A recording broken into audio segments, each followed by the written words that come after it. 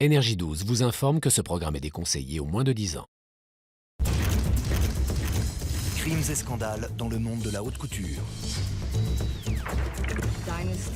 Dynasty, Dallas, Falcon Crest, toutes ces histoires paraissent improbables. Et pourtant, ce genre de choses arrive. Une famille qui ne cesse de se déchirer. Toutes ces querelles internes, tous ces contentieux familiaux, la maison Gucci a fini par s'effondrer.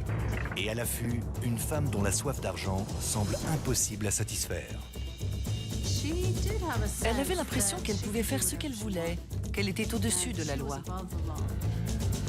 Haute couture, Cuba et vengeance à l'italienne sont au programme de cet épisode de Crime en haute société.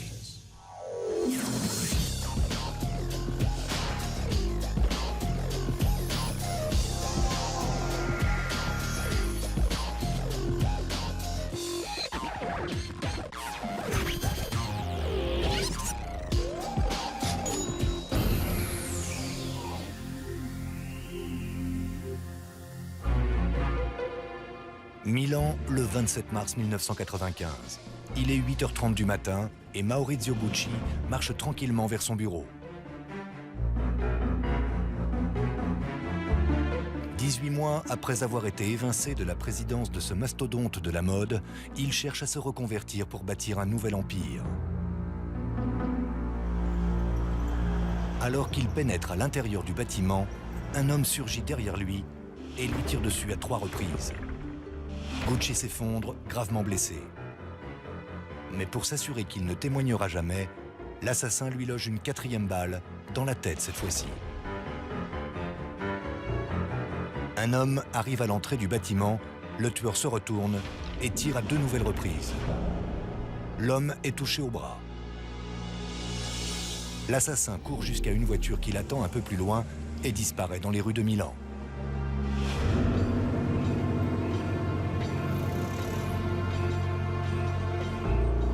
Quand j'ai appris qu'un des Gucci avait été assassiné, je ne me suis pas demandé avait-il des ennemis, mais plutôt lequel de ses ennemis a appuyé sur la détente. Un crime aussi violent, en plein jour et en plein cœur de Milan, on pense immédiatement à la mafia. Les policiers passent le lieu du crime au peigne fin. À première vue, tout pousse à penser que c'est un coup de la pègre. Mais très vite, les enquêteurs vont changer d'avis.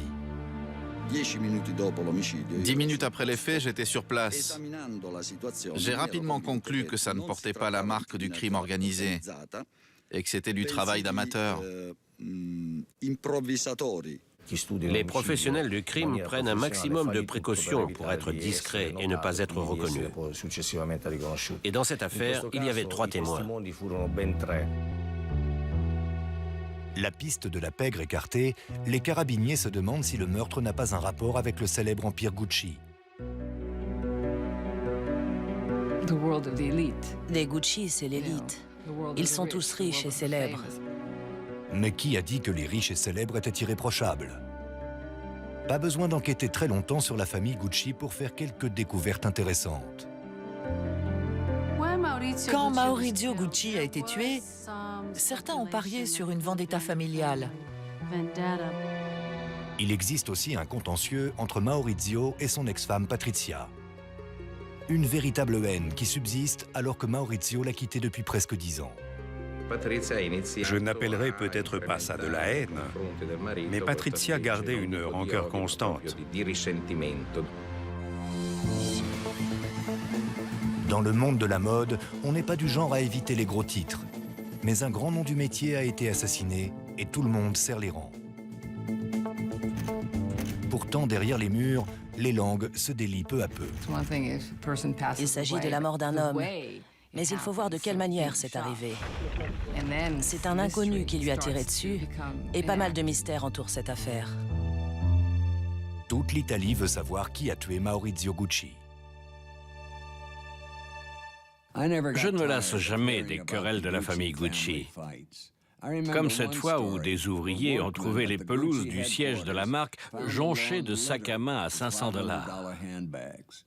Il se trouve qu'à l'étage, des membres de la famille s'étaient jetés des sacs à la figure et que certains sacs étaient passés par la fenêtre.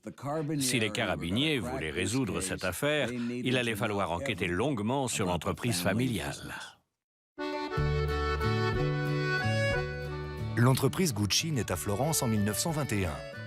C'est pour l'élite florentine que Guccio Gucci ouvre un petit magasin de maroquinerie. Il profite d'un savoir-faire ancestral en Toscane.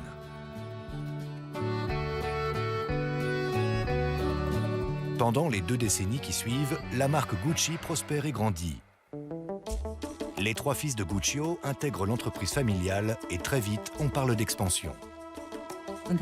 Le fondateur de la marque voulait rester à Florence, mais ses fils lui disaient « Allons ouvrir une boutique à New York ». Et Guccio leur rétorquait « Pourquoi partir aussi loin? Restons en Italie ». Ses fils savaient que déménager à New York leur ouvrirait les portes d'un tout nouvel univers. Une nouvelle clientèle très chic découvre la marque. Tout autour du globe, les chaussures et les sacs à main Gucci deviennent des signes extérieurs de richesse et la famille Gucci intègre la jet-set internationale. Des stars du cinéma comme Frank Sinatra ou Sammy Davis Jr.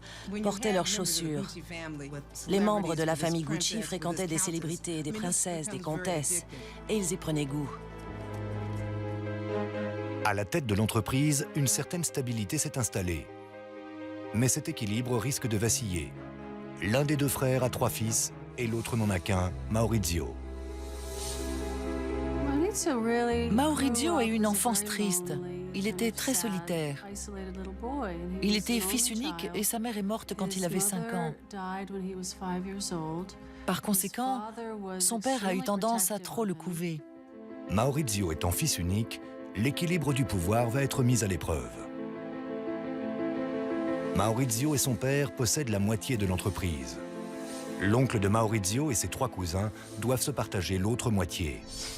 Gucci est comme beaucoup d'entreprises familiales en Italie. Il y a beaucoup d'héritiers, et quand on arrive à la 2e ou à la 3e génération, toutes les parts de la société sont disséminées et réparties entre les nombreux héritiers. Ce cas de figure est très fréquent. Si l'entreprise est bien entre les mains de la famille Gucci, on ne sait pas où va l'argent. Beaucoup de secrets financiers n'ont pas été révélés à la jeune génération. Et c'est Paolo Gucci qui va mener l'enquête. Il veut savoir pourquoi, en 1978, les magasins Gucci ont réalisé un chiffre d'affaires de 48 millions de $ aux États-Unis, mais sans faire de bénéfices. Ce que Paolo ignore, c'est que le plus gros de l'argent est détourné sur des comptes offshore par son père et par son oncle. L'animosité grandit jusqu'à ce que Paolo découvre des documents qui confirment la comptabilité créative de son père. Il les expédie aux tribunaux américains.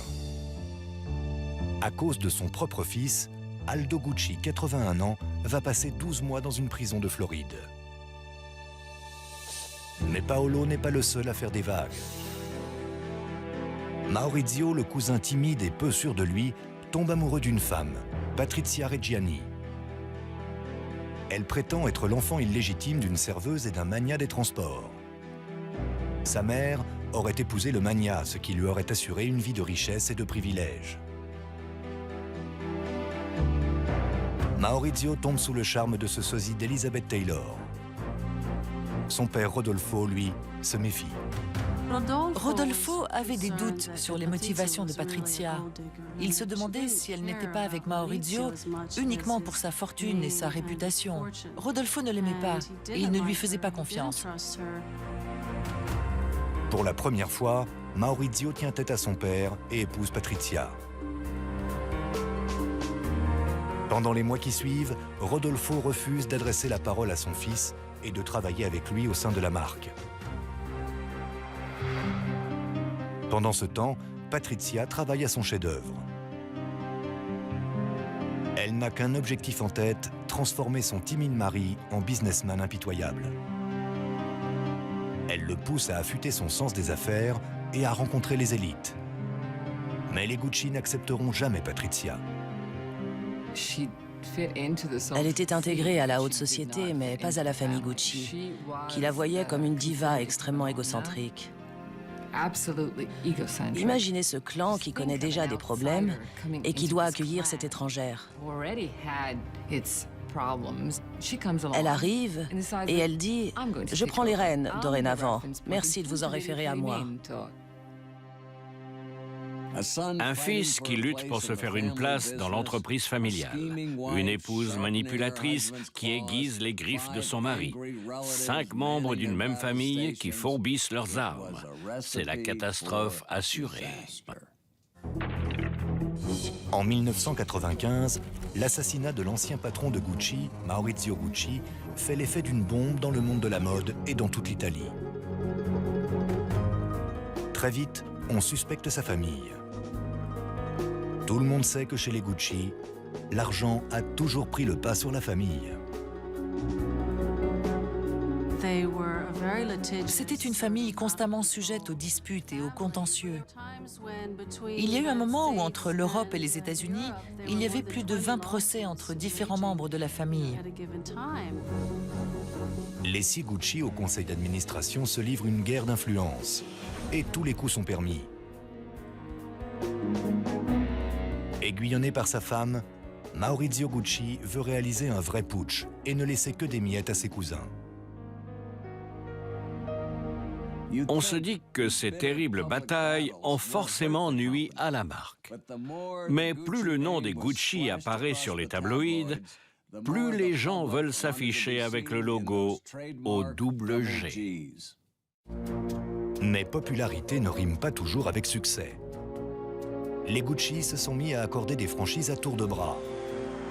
Et en juillet 1982, l'un des Gucci en a assez. Lors d'une réunion du conseil d'administration, Paolo décide de prendre les choses en main. Toute la famille était réunie pour s'occuper de la comptabilité.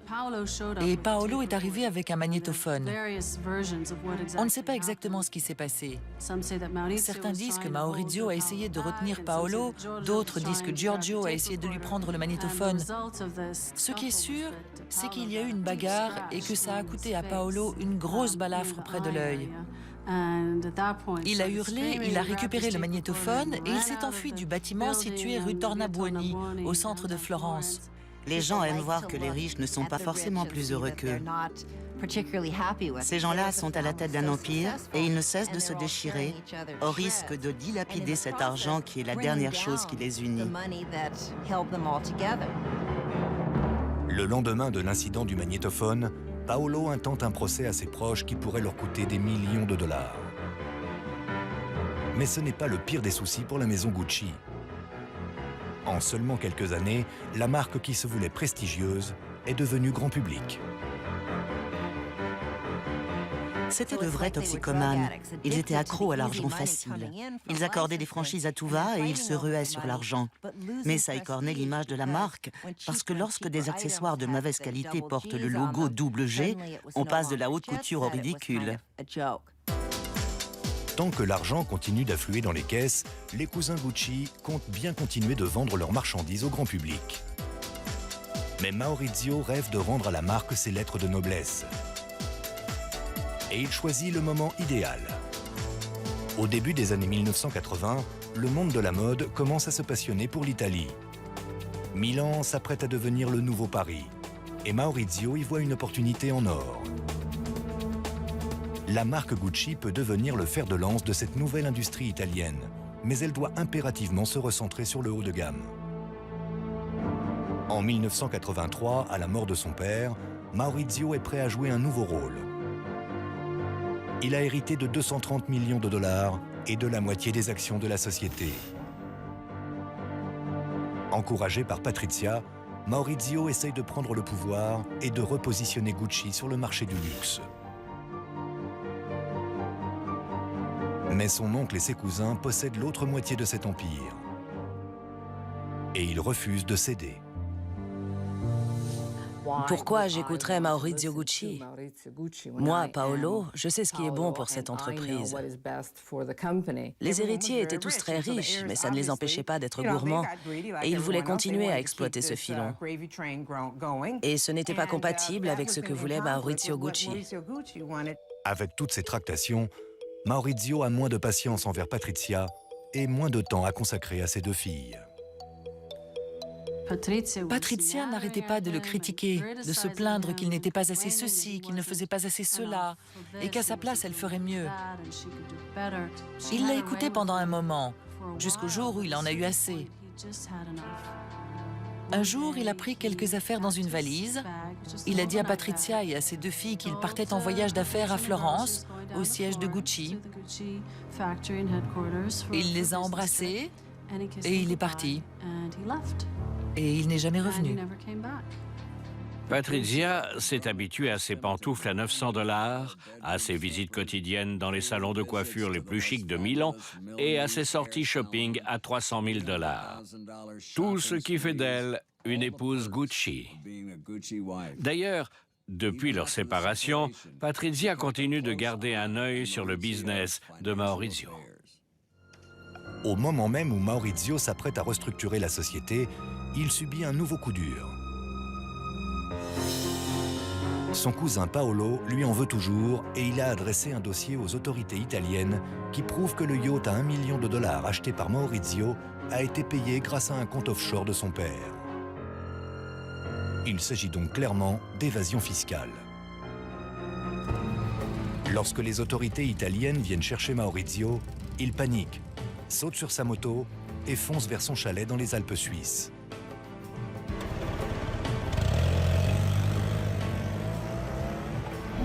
Au téléphone, Maurizio tente de convaincre les membres de sa famille de quitter la société.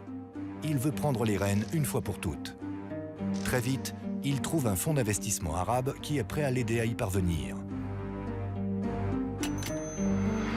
Il sait lequel de ses cousins sera le premier à vendre. Il demande aux investisseurs de contacter Paolo. Paolo n'aime pas Maurizio, mais il éprouve une véritable haine envers ses frères et son propre père. Quand Paolo a vendu ses parts, c'était par vengeance. Et Maurizio le sait bien. C'est maintenant une question de temps avant que les autres ne revendent leurs parts à la société d'investissement. Maurizio est finalement blanchi des accusations d'évasion fiscale. Il est maintenant libre de gérer la société comme lui seul l'entend. Lorsqu'une personne possède plus de 50% d'une société, elle détient le pouvoir de prendre les décisions importantes. À partir du moment où Maurizio a réussi à convaincre un de ses cousins, il a dépassé ces 50%. Et par conséquent, les autres membres de la famille n'avaient plus qu'à revendre leur part. Parce que 10, 15 ou 20% de la société, ça ne leur servait plus à rien.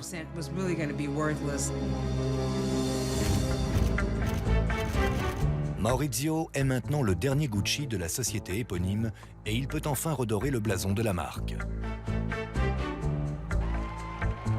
Pour cela, il fait appel au jeune créateur Tom Ford, qui redessine toute la gamme. Gucci est maintenant synonyme de haute couture et plus seulement de chaussures et de sacs à main. Mais les choses sont peut-être allées un peu trop vite. En se débarrassant de toutes ces franchises bas de gamme, la société perd 100 millions de $. Maurizio doit y aller de sa poche. Il doit régler la coquette somme de 40 millions de $. Maurizio parvient à conserver ses 2 voitures de luxe, son yacht et son chalet en Suisse. Mais il diminue la pension mensuelle de Patrizia de 150 000 à 90 000 $. La signora Gucci est folle de rage, mais l'est-elle suffisamment pour aller jusqu'au meurtre? C'est ce que les enquêteurs cherchent à savoir. Non sans difficulté, Maurizio Gucci a pris le contrôle de l'empire Gucci. Mais cette victoire a un prix. La bataille pour le pouvoir lui a créé beaucoup d'ennemis. Et pour ne rien arranger, la société Gucci est maintenant au bord de la faillite.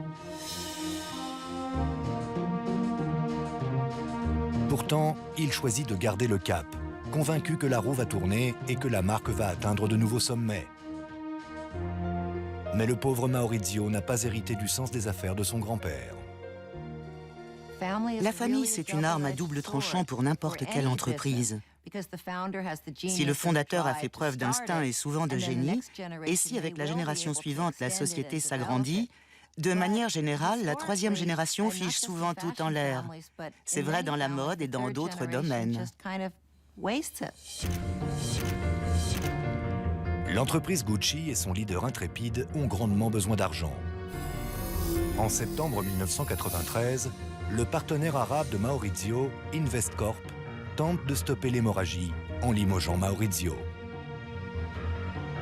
N'importe quelle société d'investissement comme Investcorp, qui a misé sur Gucci, a toujours une stratégie de repli. Elle n'est pas là pour que Gucci fasse son petit bout de chemin, mais pour que ça rapporte gros. Pour la première fois de l'histoire de la marque, il n'y a plus de Gucci chez Gucci. Maurizio s'en sort plutôt bien en vendant ses parts pour 120 millions de dollars. C'est une bonne opération pour lui, mais pour son ex-femme Patrizia, c'en est trop. Après avoir vu sa pension diminuer, elle voit son statut d'héritière Gucci disparaître. Pour elle, l'humiliation est insupportable. Ce n'est pas qu'une question d'argent, c'est aussi une question de pouvoir. Elle savait qu'elle n'aurait plus d'influence, qu'elle ne serait plus la première dame de Gucci. Dans son esprit, Patrizia pense être à l'origine du succès de Gucci, et Maurizio vient de tout gâcher. Autour d'elle, elle déclare qu'elle veut lui donner une leçon. Lors d'une réception fastueuse organisée pour l'anniversaire de sa fille, Patrizia demande à un célèbre avocat milanais ce qu'elle risquerait si elle devait se débarrasser de Maurizio. Lorsqu'elle lui repose la même question un mois plus tard, l'avocat lui répond par courrier et lui recommande de ne pas tenir de tels propos. Mais elle n'écoute pas ce conseil. Elle est allée voir son personnel de maison et elle leur a demandé s'ils pouvaient l'aider à trouver un tueur. Elle a proposé au mari de sa femme de ménage de tuer Maurizio. Plus le temps passe, plus l'idée de tuer Maurizio la hante. C'est devenu une obsession pour Patrizia. Elle en voulait tellement à son mari qu'elle a demandé à de nombreuses personnes autour d'elle comment elle pouvait le tuer. Mais au printemps 1992, Patrizia Reggiani apprend qu'elle a une tumeur au cerveau de la taille d'une boule de billard. Patrizia m'a raconté que le jour où on l'a opérée de sa tumeur au cerveau, Maurizio n'est pas venu la voir. Heureusement, il s'agit d'une tumeur bénigne. Mais les médecins ne veulent pas ajouter au stress de l'opération. Et il demande à Maurizio de ne pas venir au chevet de son ex-femme. Il choisit donc d'envoyer un bouquet de fleurs qu'il signe simplement de ces mots « Maurizio Gucci ». Elle ne s'en est jamais remise. Pour elle, ça faisait partie de nombreux coups bas qu'il lui avait portés. Quand les enquêteurs mettent la main sur le journal intime de Patrizia, ils découvrent des mots inquiétants. Après l'opération, elle a inscrit « Vendetta ». Vengeance.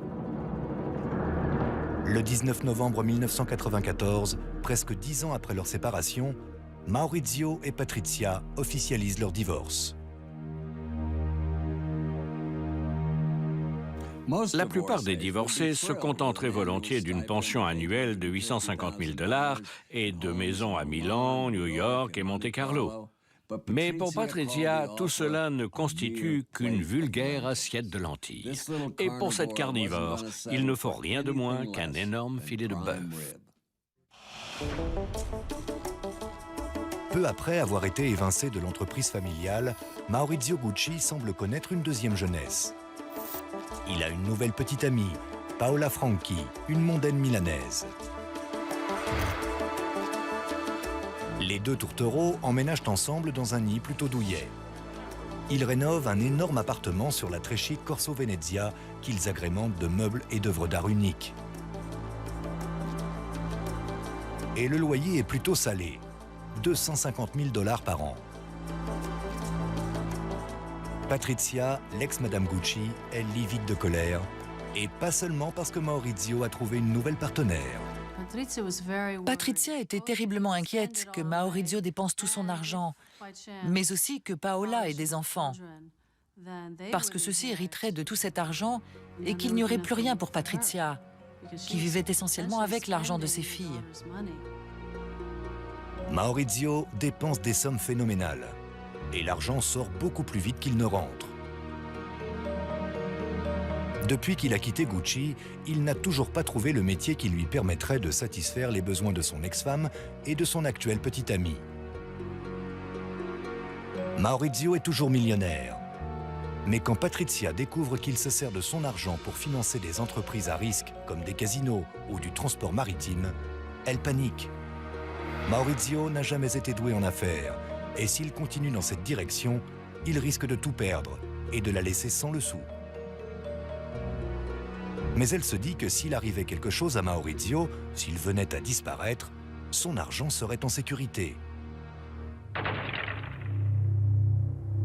Patrizia se tourne vers sa meilleure amie, une certaine Pina Auriemma, et lui demande conseil. Pina et Patrizia partagent la même passion pour la voyance et le surnaturel. Elles considèrent qu'en s'associant toutes les deux, elles trouveront forcément une solution. Pina a emmené Patrizia chez plusieurs voyants. Elle s'en remettait vraiment à ses croyances et à ses superstitions. La presse italienne surnomme Pina la Maga Nera, la sorcière noire. Avec Patrizia, elles ont fait le tour des voyants et des médiums. Et à présent, elles sont prêtes à planifier un meurtre. Pina et Patrizia ont quelques connaissances en magie noire. Mais planifier un meurtre, c'est une toute autre histoire. Pina contacte le portier d'un hôtel miteux des quartiers chauds de Milan. Ce n'est qu'un petit délinquant, mais il dit connaître l'homme de la situation.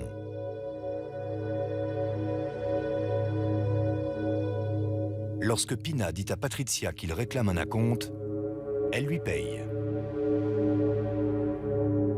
Les jours passent, puis les semaines, et Patrizia est de plus en plus impatiente. Patrizia n'arrêtait pas de demander à Pina pourquoi ce meurtre n'a pas encore eu lieu.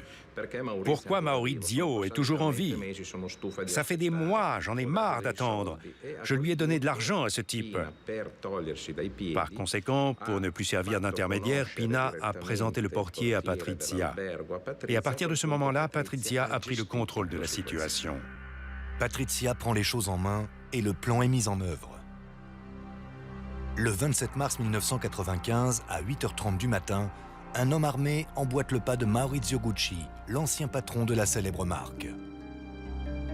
Devant l'entrée des bureaux de Maurizio, l'homme ouvre le feu à 4 reprises. Il saute dans une voiture et disparaît dans les rues de Milan.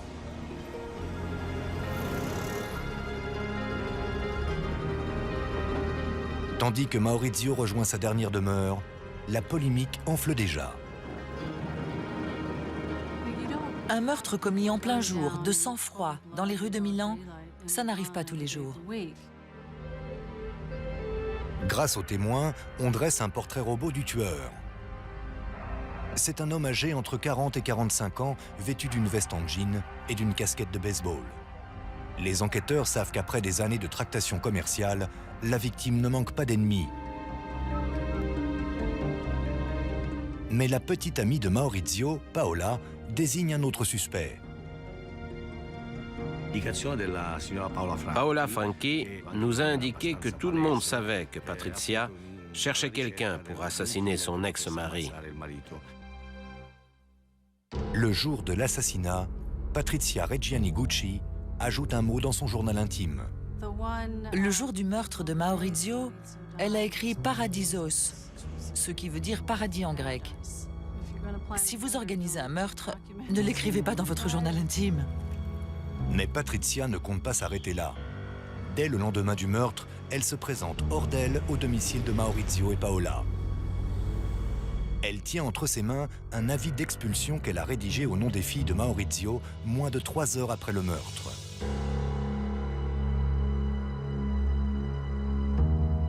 Paola Franchi doit faire ses valises et quitter les lieux pour faire place à l'ex-femme de Maurizio. Alors que Patrizia se prélasse dans son nouvel appartement, les enquêteurs peinent à reconstituer ce qui s'est passé. L'ex-femme fait partie des suspects, mais il faut aussi enquêter sur les nombreuses personnes qui ont travaillé avec la victime. Les enquêteurs passent plusieurs jours au siège de Gucci. Ils cherchent un indice qui pourrait les orienter vers un meurtre. Mais ils repartent les mains vides. Ils explorent aussi la piste de la mafia.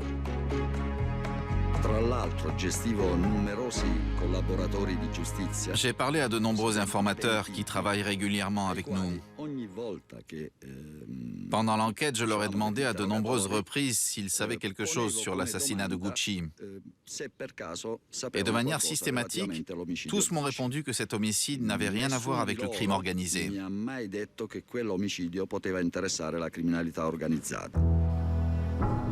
2 années passent et l'enquête n'avance pas. La police reste convaincue que Patrizia est impliquée dans le meurtre, mais elle ne parvient pas à la lier au tueur. Et un jour, à sa grande surprise, Filippo Nini, le chef de la police de Lombardie, reçoit un appel d'un ancien restaurateur, Gabriele Carpanese. Il dit savoir qui a tué Maurizio Gucci.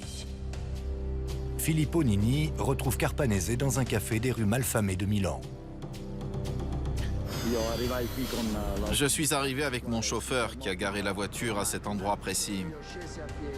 Je suis sorti et j'ai marché jusqu'à l'autre bout de la rue. Et de l'autre côté de la rue, j'ai reconnu Carpanese, qui s'était décrit comme quelqu'un de très grand et costaud, avec une veste rouge. Carpanese explique aux policiers qu'un homme du nom d'Ivano Savioni s'est vanté d'être impliqué dans le meurtre de Gucci. Savioni est portier dans un hôtel miteux et c'est un ami de Pina Auriemma. On peut dire que la collaboration de Carpanese a été capitale. Il a accepté de nous aider dans notre enquête. On l'a équipé d'un micro et on lui a demandé d'aller parler à Savioni pour qu'il confirme à nouveau son implication. Et ça fonctionne. Savioni explique que l'ami de Patrizia, Pina, l'a approché pour tuer Maurizio Gucci. Savioni a alors appelé le gérant d'une pizzeria qui lui-même a contacté un mécanicien qui vivait derrière son restaurant. Et le mécanicien a accepté le contrat. Incroyable. Patrizia a des millions de dollars sous la main et qui compose son équipe? Une passionnée de voyance, le portier d'un hôtel miteux, un pizzaiolo et un mécanicien. C'est déjà un miracle que leur plan ait vu le jour. Patrizia ne soupçonne pas une seule seconde que la police est sur sa piste. Pendant 2 ans, Patrizia a habité dans l'appartement de luxe que Maurizio avait meublé avec sa petite amie Paola. Elle vivait avec ses 2 filles et elle se disait qu'elle ne serait jamais accusée du meurtre. Patrizia ne le sait pas encore, mais l'étau se resserre. Ses téléphones sont sur écoute et on surveille ses moindres faits et gestes. Et un jour, la police a suffisamment de preuves pour l'arrêter. Le 31 janvier 1997, à 4h30 du matin, les policiers viennent la réveiller. Elle a demandé aux policiers de patienter quelques instants et quand elle est revenue, tout le monde est resté bouche bée parce qu'elle était en manteau de vison avec ses bijoux et ses diamants. C'est typique du personnage. Patrizia Reggiani nous a dit qu'il n'était pas question qu'elle enlève son manteau ou ses bijoux, parce qu'elle ne sortait jamais sans eux. On les lui a laissés. Mais dès son arrivée en prison, on lui a confisqué ses bijoux et on les a placés dans une boîte. Patrizia un jour a déclaré aux journalistes « Je préfère pleurer dans une voiture de luxe plutôt que d'être heureuse sur un vélo ». Patrizia va maintenant savoir ce que ça fait de sangloter dans une cellule de prison. 3 ans après l'assassinat de Maurizio Gucci, son ex-femme Patrizia et sa complice Pina Auriemma attendent d'être jugés dans la prison milanaise de San Vittore.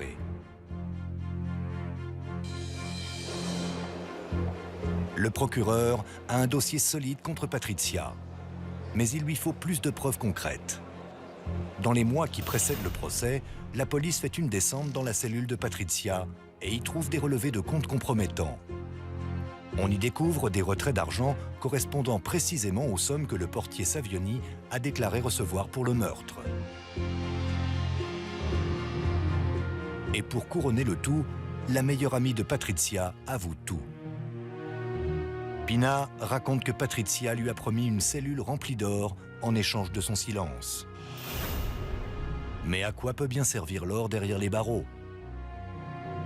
L'avocat de Pina lui conseille de coopérer avec la police. 3 mois avant le procès, elle s'exécute. Après avoir reçu les documents du tribunal, je les ai lus et j'ai dit à Pina qu'elle risquait une condamnation à vie. Je lui ai dit de réfléchir et elle a décidé de tout avouer. Si je lui ai dit ça, c'est parce que je craignais également que Patrizia prépare un mauvais coup. Le procès s'annonce comme un événement exceptionnel et la presse en fait ses choux gras. L'ex-femme vengeresse et son amie voyante accusée d'avoir abattu l'héritier d'une célèbre famille italienne.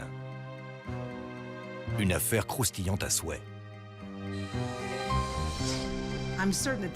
Les gens se sont passionnés pour cette saga Gucci. Tous ces scandales qui se sont accumulés au fil des années et bien sûr, ce meurtre. C'était quelque chose d'important en Italie. Les médias ne parlaient que de ça. Les preuves contre Patrizia sont accablantes, mais tout le monde veut savoir comment elle compte orienter sa défense. Le procès débute au mois de mai 1998. Les avocats de Patrizia ne contestent pas le fait qu'elle a sollicité des gens pour se débarrasser de son mari. Ils choisissent d'axer la défense sur la tumeur au cerveau. Patrizia prétend que l'opération qu'elle a subie en 1992 l'a rendue incapable de planifier un meurtre. Comment le jury pourrait croire une chose pareille? D'autant plus qu'elle a crié sur tous les toits ses intentions de meurtre. Elle admet donc qu'elle a demandé à toute la ville de tuer Maurizio. Mais elle prétend aussi qu'elle était incapable de planifier un meurtre. Ça paraît dur à admettre. Patrizia dévoile alors la deuxième partie de sa défense. Elle prétend que Pina a tout organisé avec son équipe et qu'elle est ensuite venue lui réclamer de l'argent. Patrizia prétend que Pina et sa bande sont venus la menacer de tout révéler à la police, mais également de s'attaquer à ses filles.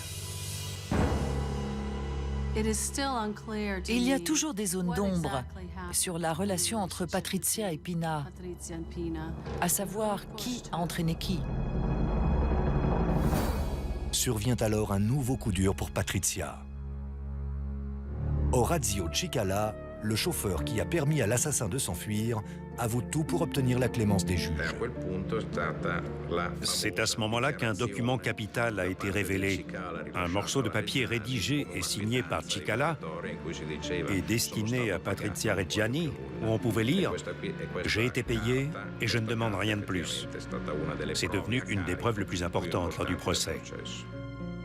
Au tribunal, Patrizia Gucci fait tout pour donner une bonne image d'elle. À la place du traditionnel manteau de vison et de ses robes de créateur, elle porte un pantalon en coton et fait glisser un chapelet entre ses doigts. Mais il va falloir plus d'un chapelet et une nouvelle garde-robe pour la sortir de ce pétrin. Pendant des mois, les témoins vont se succéder au procès du meurtre de Maurizio Gucci. Mais le jury ne va passer que 7 heures à délibérer. Il déclare Patrizia Gucci et ses 4 complices coupables. À l'exception du tueur qui est condamné à la prison à vie, ils prennent tous entre 25 et 29 ans. En tant qu'instigatrice, Patrizia est condamnée à 29 ans de prison. Elle peut espérer être libérée pour bonne conduite avant l'âge de 70 ans. À ce moment-là, elle profitera sûrement de l'héritage de ses filles. Mais en attendant, sa cellule risque de la changer de son appartement de luxe sur la Corso Venezia. En prison, elle est agressée par d'autres détenus et elle est la victime de crises de convulsions consécutives à son opération du cerveau de 1992. Patrizia Reggiani a beaucoup souffert en prison. Elle n'aurait jamais imaginé que ça se terminerait comme ça. Ses filles, Alessandra et Allegra, soutiennent leur mère et l'affirment innocente. Allegra, la cadette, décide même d'étudier le droit avec le but avoué d'aider sa mère à sortir de prison. Une nouvelle fois, les membres de la famille de Patrizia vont se pourvoir en appel. Ils fournissent la preuve médicale que la tumeur au cerveau et l'opération qu'a subie Patrizia l'ont privée de son bon jugement. J'ai entendu des choix de défense curieux. Mais plaider la folie lorsqu'on a planifié un meurtre, ça semble tiré par les cheveux. En juillet 2004, la justice italienne accepte de rouvrir le procès.